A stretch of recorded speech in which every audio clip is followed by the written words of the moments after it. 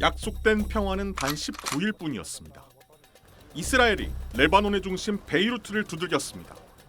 타겟은 헤즈볼라 라드완 부대의 사령관. 최근 공들여 쌓고 있는 중동 대타협은 어떻게 되는 걸까요? 5월 6일 저녁, 레바논 베이루트 남부. 지난달 휴전 이후 처음으로 폭음이 들렸습니다.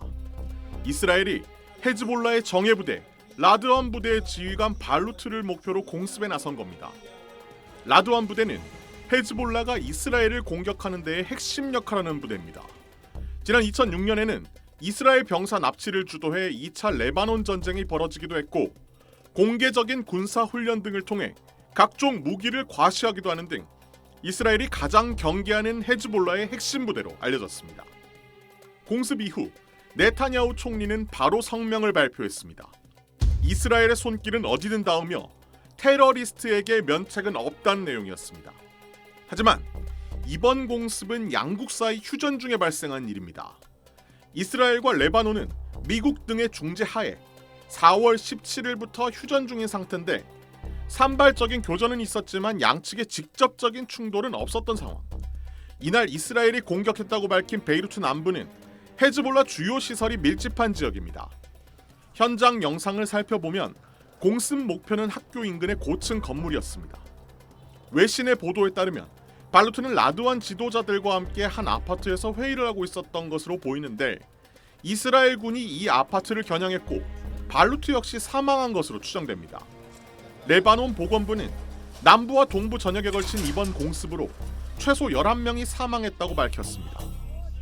이번 공습이 유독 뼈아픈 이유, 이게 단순한 지역 분쟁이 아니기 때문입니다. 지난 4월 8일 미국과 이란이 극적인 휴전에 합의했었죠. 3월 2일 이후 지속된 이스라엘의 공습으로 레바논에선 2,700명 이상이 사망하고 100만 명 이상의 피난민이 발생한 것으로 추정되고 있는 상황이었는데, 휴전의 전제 조건 중 하나가 바로 레바논 공습 중단이었습니다. 이런 상황에서 최근 미국과 이란의 전쟁 종식 기류가 감지되고 있는데, 이번 공격이 이란의 강경파를 자극해 종전 협상에 부정적인 영향을 끼칠 수 있다는 우려가 나오는 이유입니다.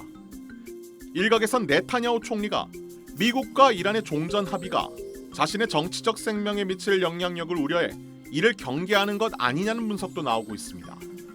일단 미국과 이란의 종전 협상은 급진전되는 분위기입니다.